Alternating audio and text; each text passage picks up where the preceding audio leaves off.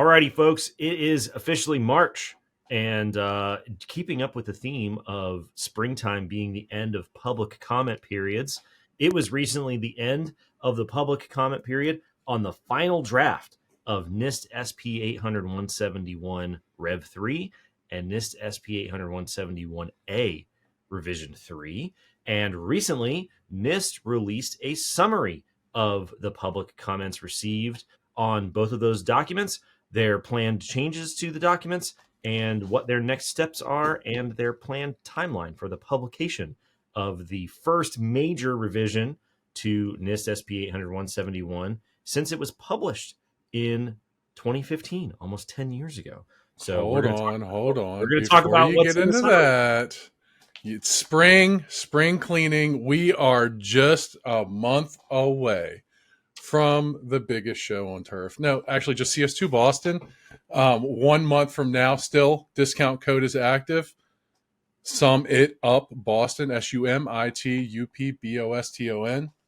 Cannot get through spring cleaning and jump into spring with some of these locations where some of us live that are different climates and not 70s at least year round. Yeah, it's. I mean, I've been told that early April in Boston is about as early as you want to go to skip the Boston winter. However, I have also been told, because we have many local Boston speakers on the agenda, Stephanie Sigmund, Scott Goodwin, folks from Paperless Parts, that they sometimes have what they call an April Fool's Day storm, where sometimes the weather can be very Boston-like in early April. So hopefully we'll thread the needle. But being a native Southern Californian, I 30 days out am having tremendous amounts of anxiety about what the weather could have in store. Even the most mild Boston spring is probably an extreme climate change from my perspective, because honestly, anything north of Santa Barbara is essentially Canada to me. So I have no frame of reference for what's normal at all.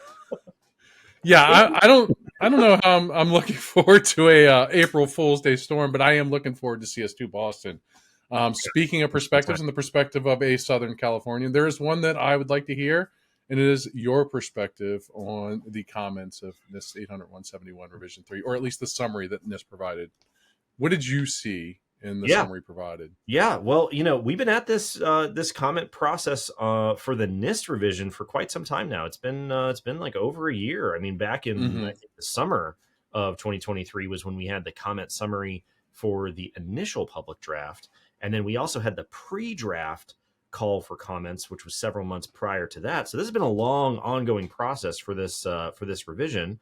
And like I said, NIST is always very good about releasing their high-level summary. So just the first overall takeaway, overall, there were fewer comments on the final draft than there were on the initial draft. This is something that we talked with Ron Ross about on the last episode that we had him on after the publication of the final draft, where he said that the trend that they consistently see is as they get closer and closer to the final version through the initial drafts, the working drafts, the final draft, however many draft processes that they have for a given publication, they receive fewer and fewer comments as they refine down to what everybody sort of more or less agrees should be the right structure and substance of that particular revision. At a high level, 76% of the comments received were on 171 Rev 3. Only 20% were on 171AR3. So the 171A document being the verification procedures to prove that you have implemented the requirements in 800-171. Far fewer comments on the verification procedures than on 171 itself, which they leave a note for, but we'll get into that in just a minute. We're going to start with the end of the summary document rather than the beginning, because that's the best way to read in this document anyways. So 76% on 171 Rev 3, 20% on 171A, the assessment procedures. And then all the other 4%. The missing percentage was just on various other stuff, high-level stuff about what's going on with the document that weren't relevant to those specific ones. We'll link to the chart that's on. I thought it was going to be like ones that were just like not in NIST purview and stuff like that. And I still was going to say that's not bad. Like, 4%, I'll take that. Definitely better than the pre-draft comments from a year ago. Okay, so The rule of thumb that I always tell people is anytime you're reading a NIST publication, 853, 860, whatever it happens to be, I always read them from the back to the front, because usually the most helpful information is in the appendices. A lot of NIST writing is very passive, so it's almost helpful to read the sentences backwards, if you will. There's a lot of good information in the footnotes, so read them from the back to the front and from the bottom up, and you might have a better time. And fitting with that, we're going to start with the end of this 4-page document. So the next steps, what's going to happen now that they're done with the comment adjudication process and they're getting ready to publish the final revision of 171 Rev 3. They said after comment adjudication, NIST plans to publish 171 Rev 3 and 171A Rev 3 in the spring of 2024. When they say spring, late spring, that has recently meant May. So I'm going to say May of 2024 is when we expect to see the final revision of 171 and 171A Rev 3. That's important to remember for you folks out there, because even though that's well before the final CMMC rule that we're expecting maybe the end of 2024, Q1 of 2025, we don't know what's going to happen with DFARS 7012. DFARS 7012 is what you're required to do right now, and that says you're supposed to implement the most current version of 800.171 at the time of your contractor solicitation. So that's a big old extra spicy meatball, because that's not that far away, and we don't know what the DoD's position is going to be. So get the POAMs ready, because you're going to have a 30% delta between 800.171 Rev 2 and 800.171 Rev 3 that you're going to have to account for in some way. So keep your eyes peeled and your ears open for updates from DoD about updated scoring methodologies, POAM guidance, class deviations, DFARS 7012 revisions, all of this stuff. So even though CMMC might not handle Rev 3 for some time until we figure out what's going on in the rule, it's a 7012 issue for you in May, which is right around the corner. Okay. So they list some planned changes, and I don't know if this is an intentional Easter egg, but I'm going to go ahead and say that it was, because they list 7 planned changes at a high level for these documents. So Ron, Vicky, thanks for the shout out there. Okay, so the first thing that they talk about, they're going to make corrections for errors, omissions, typos, the basic thing that they have to do all the time. Nothing surprising there. Number 2, they're going to have better alignment and consistency with the source publications 853 and 853A. This is an ongoing theme. This is something that Ron has talked about in the past. As we go through time, 171 will continue to look more and more like its big brother, 853. When they originally published it, they tried to go as far in the opposite direction as possible. And for multiple reasons, that proved to be more hurtful than helpful. And so for several other reasons, they're going to sort of move back to the structure and substance of the subset of 853 that is relevant to CUI confidentiality. Number 3 here, they're going to review ODPs. They're going to review organizationally defined parameters, a hot button issue, probably the biggest one of them all in this process of comments and feedback. They're going to review the ODPs and the use of the term periodically to identify the best balance between requiring explicit definition of parameters and providing flexibility to implementers. So NIST's idea of flexibility is maybe not what your idea of flexibility is, dear listener. Their idea of flexibility is we're not going to tell you what we're looking for. You are free to do your thing because you are a smart cyber engineer, and we're just telling you the outcome. This is one of the things, this is not directly related to what NIST says, but this is one of the things that drives me up the wall. Anytime you hear policymakers, the CISA crowd, the NSA people, anybody talking about security controls, they go, we want to focus on outcomes. We want to focus on outcomes. Well, you know what focuses on outcomes? 800.171. And most people don't like it because all it tells you is what you need to have at the end. It doesn't tell you how to get there. It tells you that you need to bake a cake that looks like this. It doesn't give you the recipe. It just gives you the outcome. It's a cookbook without recipes. So this focus on outcomes, be careful what you wish for, because just saying do a thing periodically is their idea of a flexible outcome. And personally, I don't think there's much of a difference between saying define a period and do a thing periodically. So Would it get to the point where it would say, like, instead of review remote, authorizations periodically, it'll say review remote authorizations every blank days? Yeah, well, so I mean, That's maybe, prescriptive, right? That's real prescriptive, isn't it? well, if they don't define blank, and I guess they would say, I guess days is more prescriptive than saying periodically. Right, but then I don't think but that. you're saying in lieu of ODPs, so then the DoD would have to define that blank. So then, for OSAs, DoD could say it's 90 days. You know what I mean? Well, Or review well, every yeah, that's a month. different question though, right? Because DoD defining what the ODP value should be is very different from NIST defining what the ODP value should be. And NIST, as we talked about in the past, does not define ODP values. That's not No, their they job. said it multiple times Yeah, in the comment. Yeah. they standardize the Mad Libs format in 800-171. They do not select the Mad Libs themselves, right? Okay, Yep. so number 4 here, they're going to review all of the 800-171 discussion sections to better tailor the guidance for protecting CUI confidentiality without adding specific examples. Another thing that they don't do, they don't add specific values to define ODPs.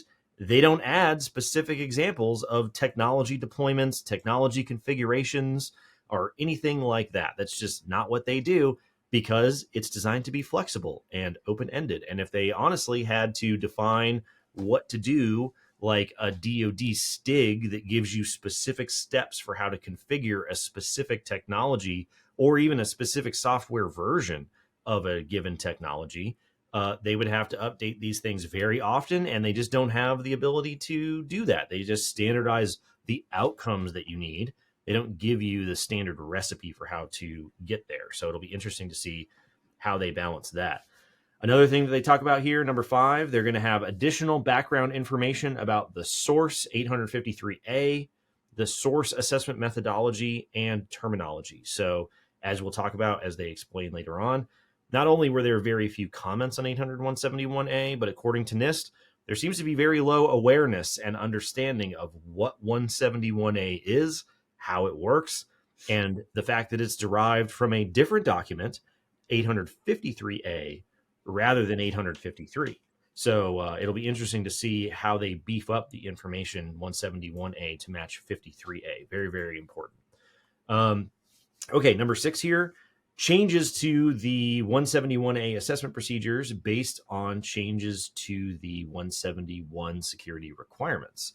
So this is a little bit in the weeds, but it's a big point. I submitted a comment to this extent where I said, listen, if you make a requirement that says do this thing and this thing, that looks like one requirement. And then when you look at the verification procedures and it says check this, and then a second step, check this, that to a lot of people looks like double the requirements, because now instead of doing one thing, I need to do two. And so I think that it's bad style for NIST to use too many conjunctions in their requirements. If you want me to do 3 discrete things, and in order to verify it, I need to do 3 discrete things, don't combine them into one sentence. One Make determination them statement. 3 discrete things. Yep. This is why I also recommended to NIST that they make 171 and 171A the same document, because then you don't have this cross-reference problem where you've tried to make one of them very straightforward and high level and overly combined, and then I just have to undo all of that to go read 171A. Why even bother? If I have to do those other things, then who cares? You're just sort of misleading people, not intentionally, but you end up misleading people to think that there's less to do. And then you get comments about how 171A is different and it's expanding the requirements, even though that's really the ground truth under the hood. So don't use the conjunctions if you can help it. Try to make them the same documents. It would be very, very helpful. So I'm interested to see what they're going to do on that point. Yeah, I think that when we had this initial discussion and you were talking about the combination of the two documents, I wasn't on board.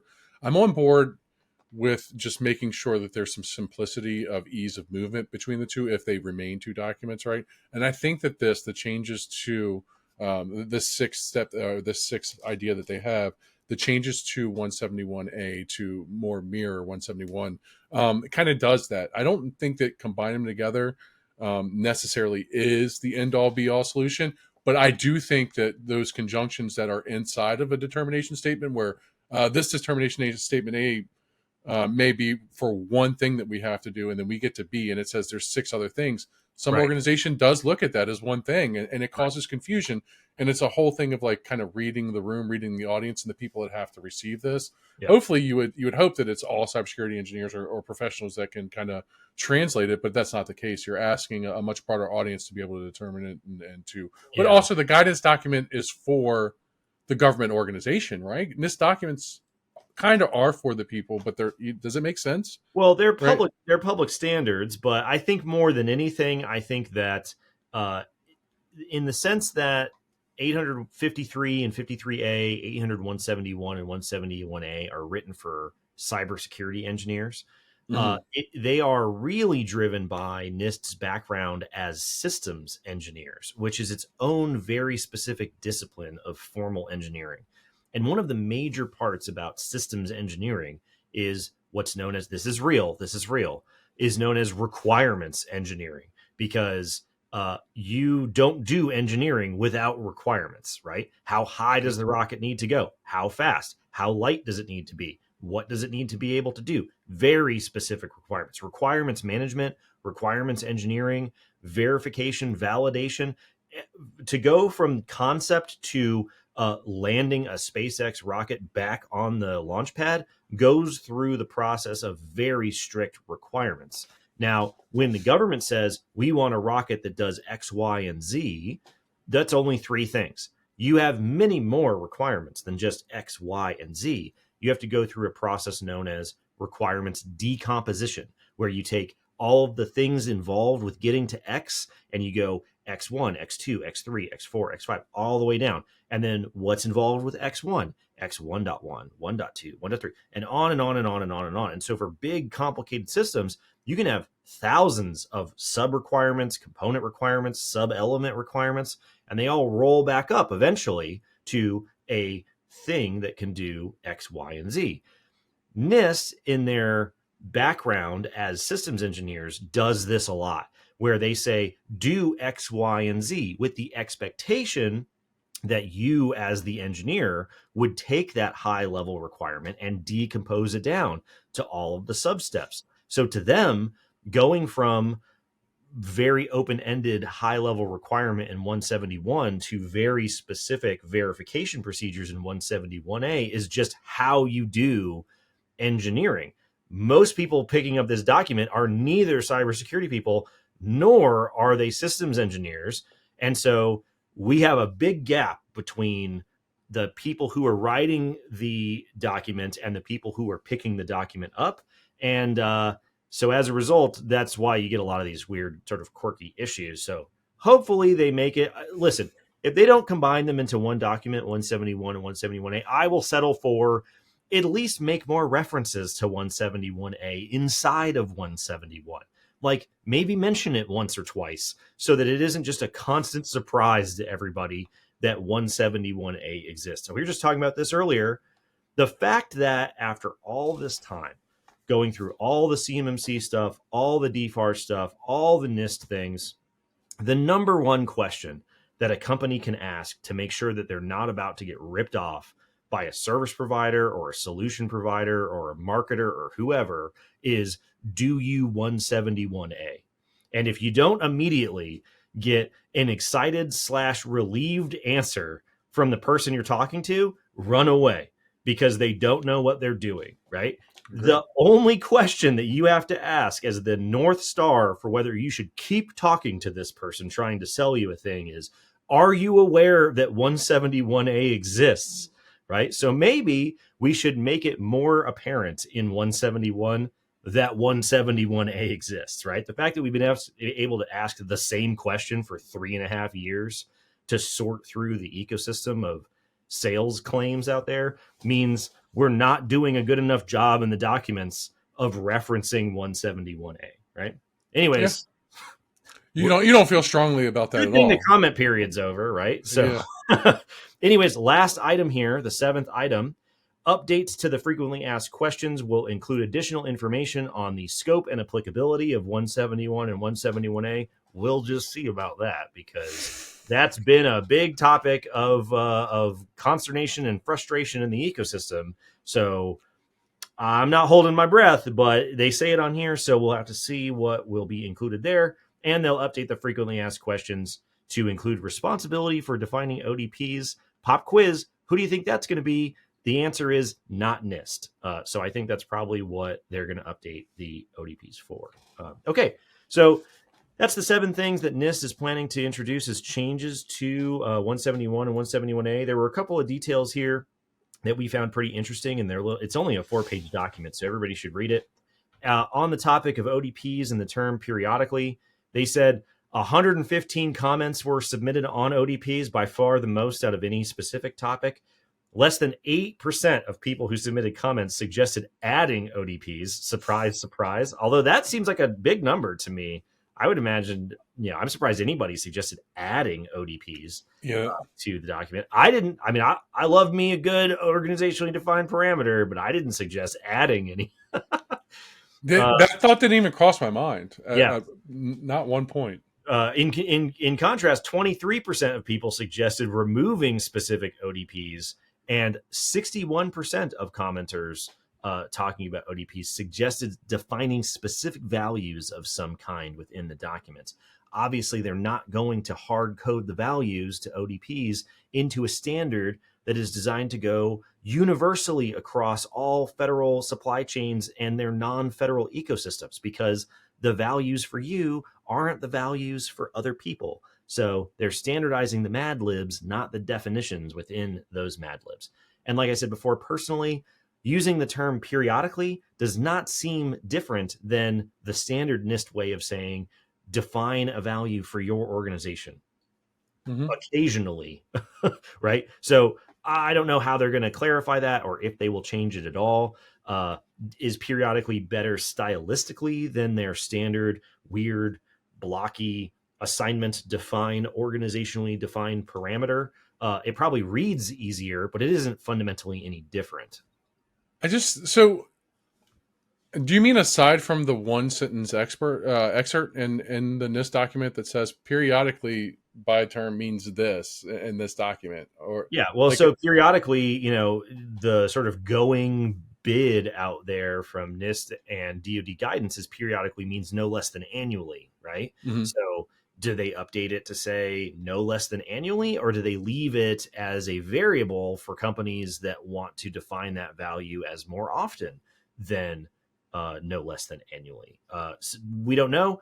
What I will say is that that's not the way the 853 is structured. So there's only so much wiggle room that they have to be more specific, because the evolution of 853 for 20 years has been to take specificity out of the document in the name of flexibility. So we're already like way over the hill here in terms of the inertia of how 853 is designed, trying to use a derivative document from 853 to change the nature of 853 is a big uphill battle, which is kind of why we're seeing this ODP. Yeah, there were quite a few comments in there that was like, NIST, can you just define this? And this and then they're not going to. Yeah, we're not doing that. They're not going to do that. Okay, so something else they mentioned, 853 is the source for the content and structure of 800-171, a topic near and dear to my heart.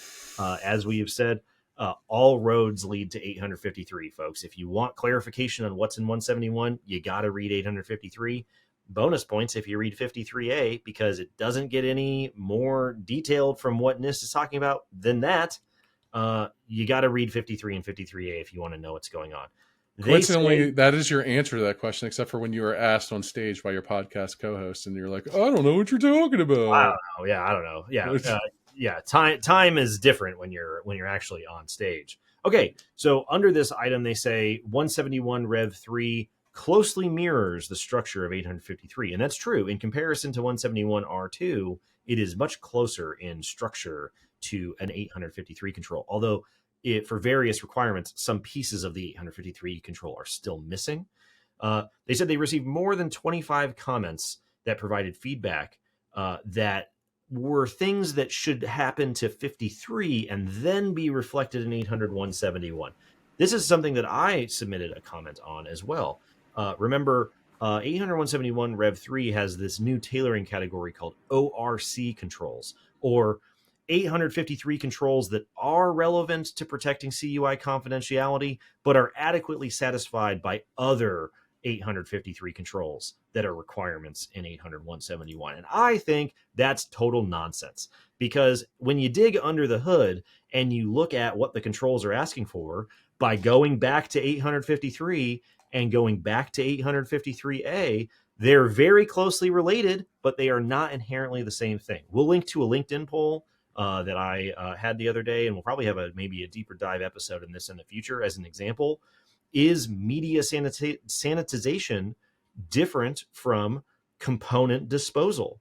When you securely dispose of information system components, are you inherently taking care of media sanitization, or vice versa? Now, these are very closely related things, but in the final draft of 171 Rev 3, they say, well, component disposal is adequately satisfied through media sanitization.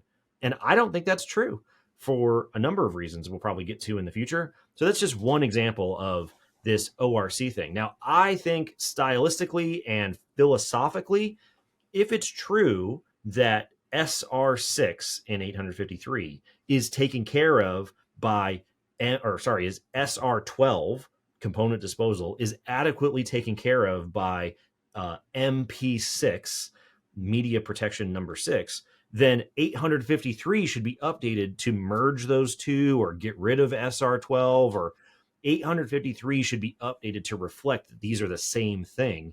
And then derivative standards like 800-171 should reflect that update. What ends up happening is if you start that merger process in 171 and then you go back to 853, they are two distinct things, which is very confusing.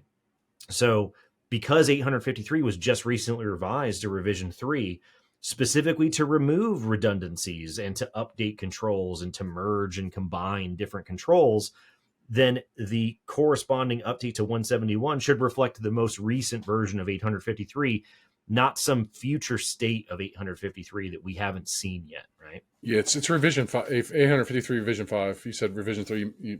Oh, sorry. Well, revision 3 of 853 is my favorite out of all of them. But yes, I meant 853 revision.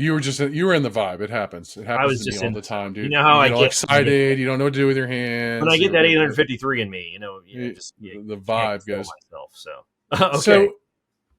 So your argument goes back to the ORC controls going back to 853 controls that satisfy them at the 853 level, and then more so, I think that the outlook is there one control that can satisfy this within 171? And I say, yeah, if you lump things into the determination statements that include all of the aspects of the components, if you merge them together, that makes 100% sense. Then it is kind of ORC, right? No longer do you need SR12 to be accounted for in a whole different domain if it's taking place.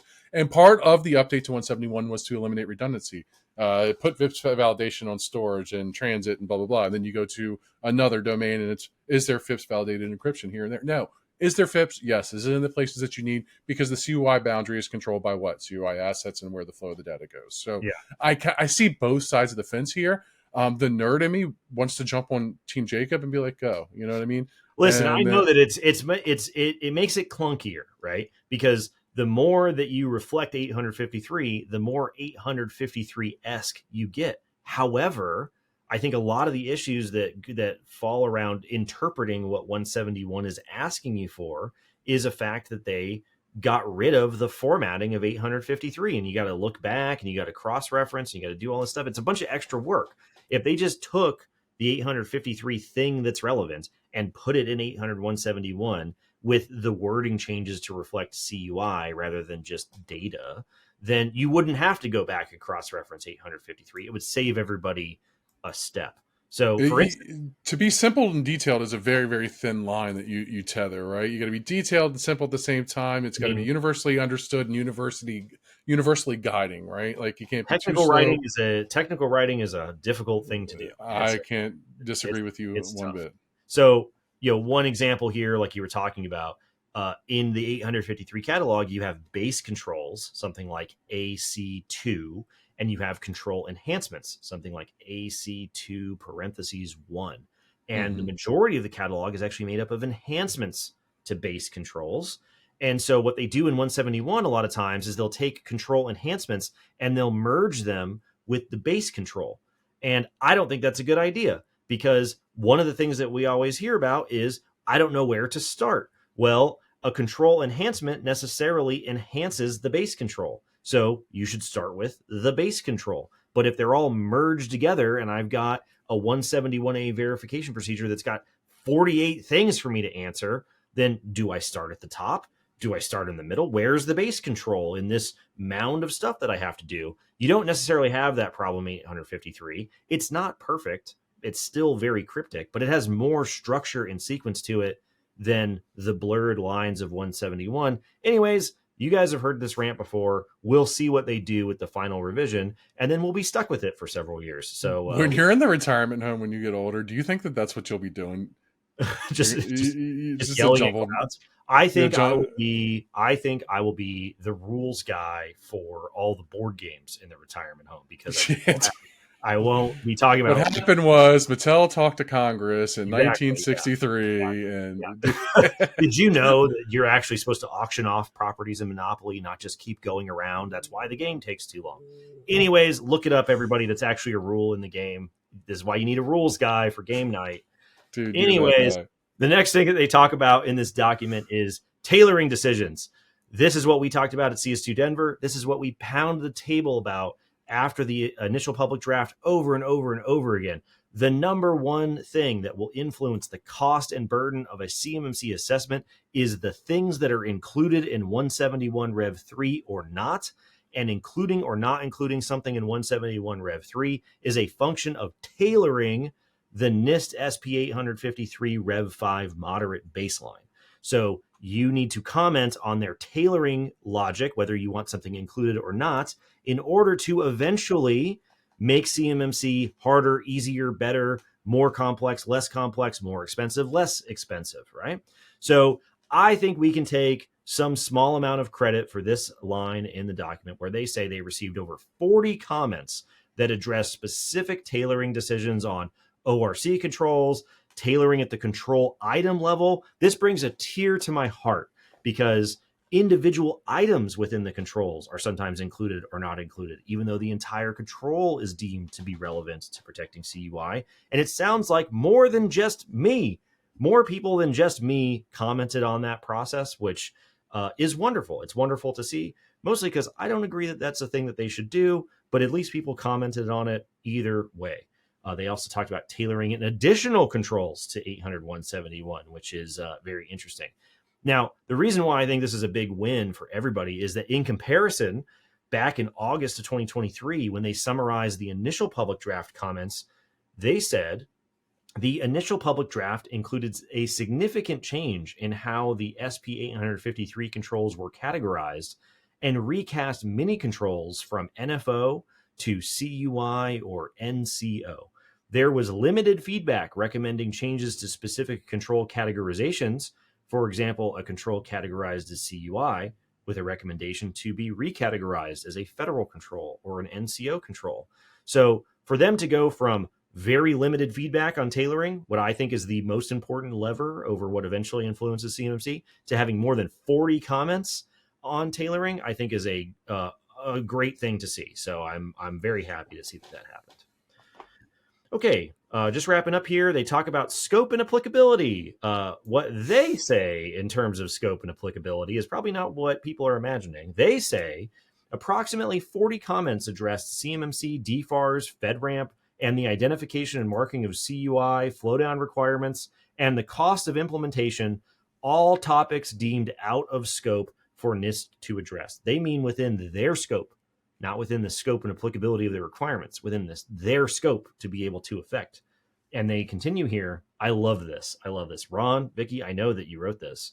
They say, however, despite all of these things that are not relevant to what we're talking about, NIST appreciates the candid feedback, suggestions that help provide a better understanding of the perspectives of and challenges faced by the CUI user community and the opportunity to work across the federal cybersecurity ecosystem to improve all resources. That's NIST speak for sir. This is a Wendy's. That is not what we do here. We don't do CMMC. We don't do DFARS. We don't do FedRAMP. We don't do CUI. We do 800-171. We have DOP. We don't have Dapper Dan. If you want Dapper Dan, I can order it for you. It'll be here in 2 weeks, right? That's a good goal. That's a good goal. So cool. Wrapping up, SP 800-171A, a little bit of a bummer here. NIST received fewer than 150 comments on 171A, and what they say here is many commenters were not as familiar with the purpose, scope, and structure of the 171A assessment procedures or the source 853A assessment methodology and terminology. So we did a great job increasing awareness and getting comments on tailoring. We clearly have not done a good enough job talking about 800-171A and 53A. So we will help to spread the word of the truth of 171A and 53A in the future. And we expect to see the updated revision to 171 and 171A sometime in late spring of 2024.